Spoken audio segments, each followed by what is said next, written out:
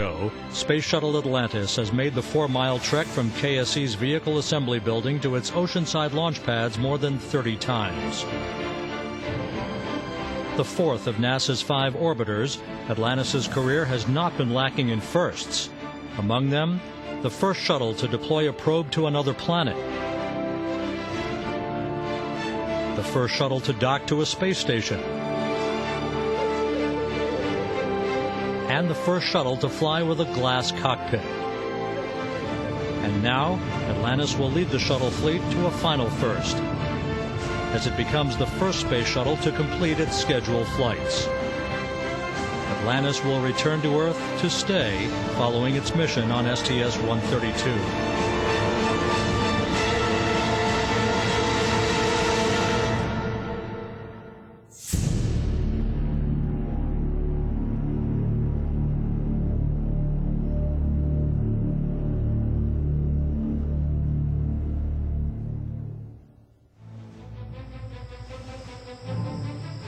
The array of missions Atlantis has flown is as wide as the oceans once sailed by the 20th century research vessel for which it was named. Atlantis has flown missions for national security, for interplanetary exploration, and to foster international cooperation. On October 3, 1985, Atlantis launched from Pad 39A on its maiden voyage, STS-51J. Ignition and liftoff. Liftoff of Atlantis. A new orbiter joins the shuttle fleet, and it has cleared the tower. Commanded by shuttle veteran Carol Bobko, the classified Department of Defense flight was the first of 5 Pentagon missions Atlantis completed. After traveling more than 1 million miles, Atlantis landed at Edwards Air Force Base just 4 days later, on October 7th. Later that year, on just its second flight, Atlantis set a shuttle record for the least amount of time between missions. On November 26th, the orbiter headed back to space on STS-61B, just 50 days after completing its previous flight. Making his first space flight on that crew was mission specialist and spacewalker Jerry Ross, whose 7 career space flights, including 5 on board Atlantis, would set a record matched by just 1 other astronaut. 3 communication satellites were deployed during the flight. During 2 spacewalks, Ross and Woody Spring also conducted a construction experiment to demonstrate the feasibility of assembling large structures in space. The successful experiment was an early proving ground for the engineering and construction of future space stations.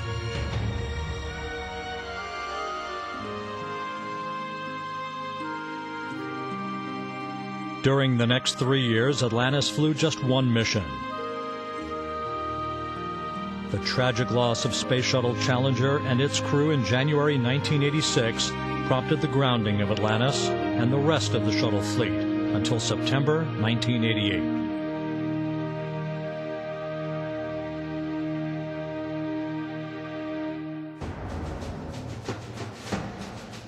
In 1989, Atlantis was back in action, completing 2 missions to provide a closer look at 2 neighboring planets.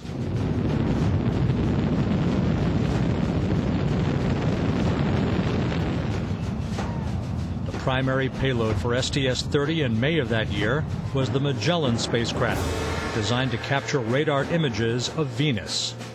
Magellan, which was the first interplanetary spacecraft launched from a space shuttle, eased into orbit around Venus in August 1990. Mapping 98% of the planet before its mission came to an end in October 1994. 5 months later, on STS-34, Atlantis was back in space for the deployment of the Galileo spacecraft on its voyage to Jupiter. It took 6 years for Galileo to arrive at the solar system's largest planet, and when it did, it became the first spacecraft to both orbit and release a probe to penetrate through the atmosphere of an outer planet. It collected data on Jupiter and its moons for the next 8 years. And flight crew, this is OTC. Close and lock your visors. Initiate O2 flow. Godspeed on the 100th U.S. manned mission in space. Flight crew copies. Visors in O2. Thanks for the great help. On June 27, 1995, Atlantis embarked on a mission which significantly expanded the new era of international cooperation. 2, 1, and liftoff of the Space Shuttle Atlantis on a mission that will herald a new day of international cooperation in space. Houston now controlling. STS-71 was the third mission of the Shuttle Mir program. But Atlantis, whose crew included cosmonauts Anatoly Soloviev and Nikolai Budarin, became the first shuttle to dock with the Russian space station Mir. After 20 years, our spacecraft are docked in orbit again.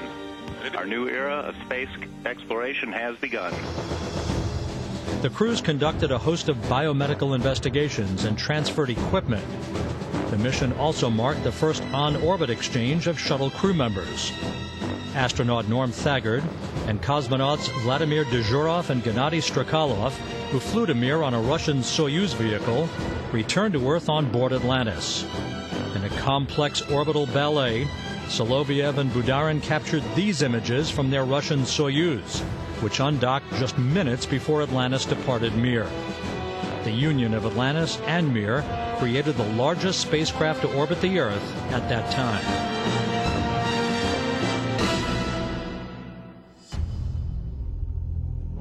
And it's just about time for the Spirit of 76 to wake up the space show, so have a great plane. All right, we'll put that in work. Thank you very much. 2, 1. Booster ignition and liftoff of Atlantis on the third Shuttle Mir docking flight. Atlantis visited Mir on its next 6 flights. The crew of the STS-76 mission in March of 1996 included Shannon Lucid, who became the first American woman to live on Mir.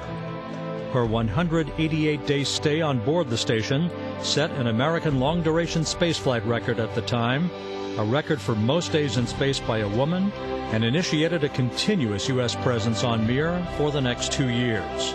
And astronauts Linda Godwin and Rich Clifford completed the first U.S. spacewalk around 2 docked vehicles while wearing jet backpacks known as Simplified Aid for EVA Rescue, or SAFERS. In the spacewalk, they attached 4 environmental payloads to the Mir's docking module. Atlantis flew to Mir 3 times in 1997, but the last of those flights, STS-86, was in question up until its scheduled launch in September.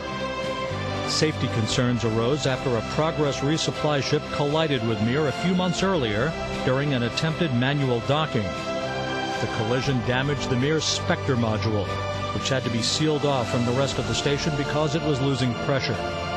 On the day Atlantis was scheduled to launch, NASA Administrator Dan Golden summarized his decision to proceed with the flight.